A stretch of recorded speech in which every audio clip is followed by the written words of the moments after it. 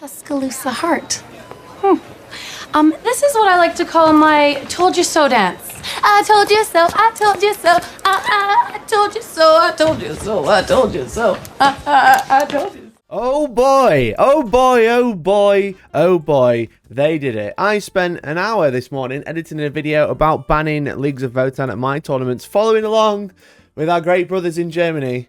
However, there's been a balance update from Games Workshop already. The fastest balance update I've ever seen for a codex. The codex is out, technically, in a box set, and you get the fancy limited edition Leagues of Votann codex in it.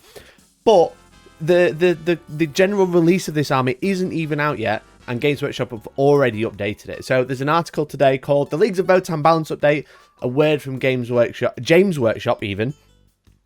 And there's a video of a meme video. It's actually quite it's for Games Workshop. It's all right, but the article goes on to say there's been a lot of talk about the latest faction to hit Warhammer 40,000 lately. It's super exciting to see a whole new civilization in the game, bringing new rules, new lore, and an amazing range of new miniatures. But they go on to say that basically the balance is completely screwed, and they know that. And essentially, we never want anyone to feel like the games will be fun or fair, nor that the outcome is set even before a die is rolled. We've gone back to have a look at them again, and there are indeed a few places where rules interactions are too powerful or units are too cheap for the points at what they are, essentially. And they apologise. They say, we're sorry we didn't get the rules right out the gate, and we'll fix it.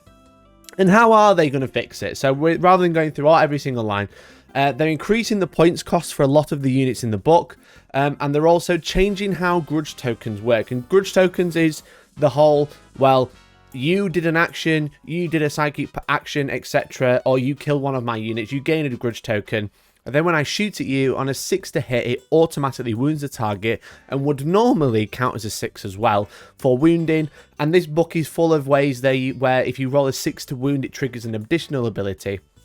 But they have changed that now. If you have 2 grudge tokens, it goes to a 5+ to hit, and then if you have 3, it goes to a 4+ to hit. And there's obviously ways in this book that you can increase those grudge tokens easily. And there's also a whole league that counts it as 1 higher, which is obviously quite broken. And that's one of the things that people have been complaining about. It's been one of the issues. But they released an FAQ today, as you can see, and the FAQ is one single line. It says, "I of the Ancestors," 5th paragraph. "No, if an attack automatically wounds a target as a result of this ability, then for the purpose of any other rules that are triggered on a particular wound roll, that attack is never considered to have been made with an unmodified wound roll of a 6. So what this previously said was, it counts...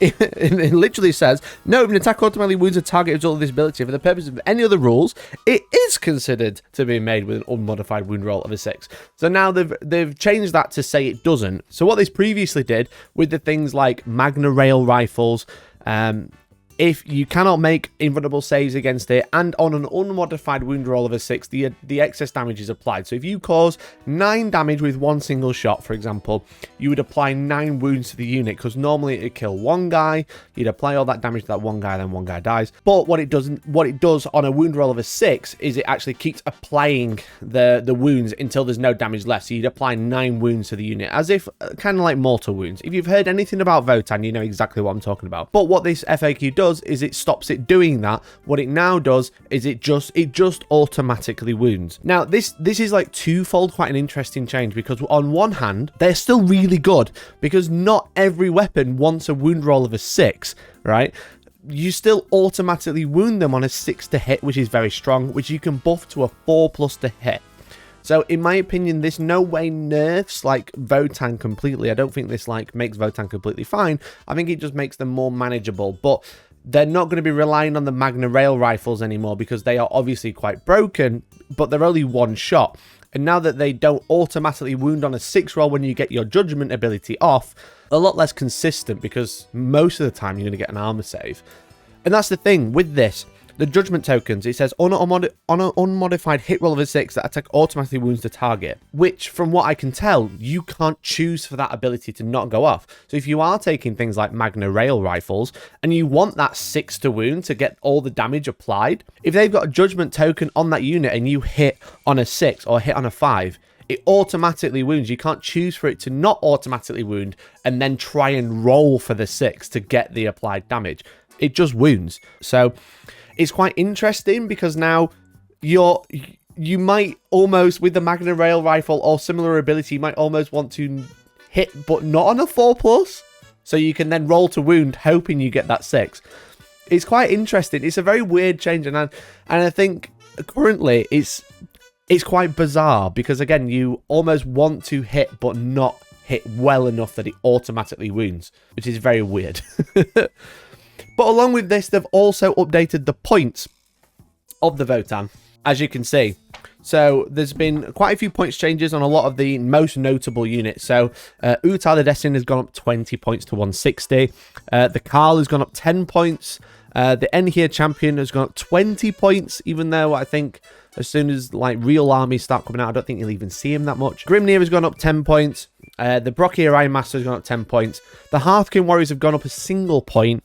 The Hearthguard have gone up 10 points a model, which is quite a lot. Obviously, they're the Terminators. A lot of people are talking about those because of the turn 1 teleport. The Chthonian Berserks, which are also talked about quite a lot, have gone up 8 points a model. The Harnkin Pioneers, which is just under my head, have gone up 5 points a model. The Sagittor has gone up 20 points.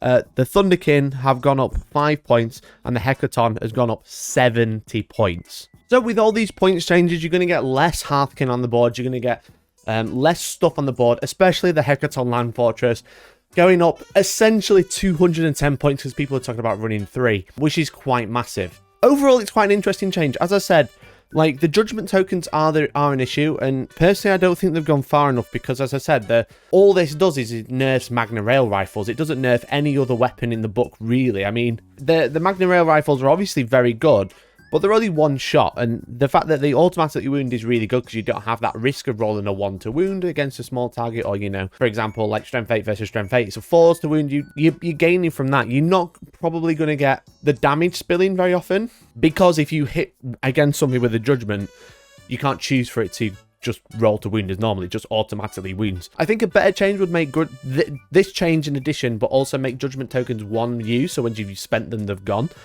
Because you're still going to have an entire army automatically wounding on like 6s and 5s very quickly because they have a lot of ways to get it out. But having less stuff on the board is going to make them feel less damaging. And it's quite interesting that Games Workshop have acted so fast. They obviously have heard the outcry, and anyone with half a brain cell can see that this army was very, very broken right out of the gate.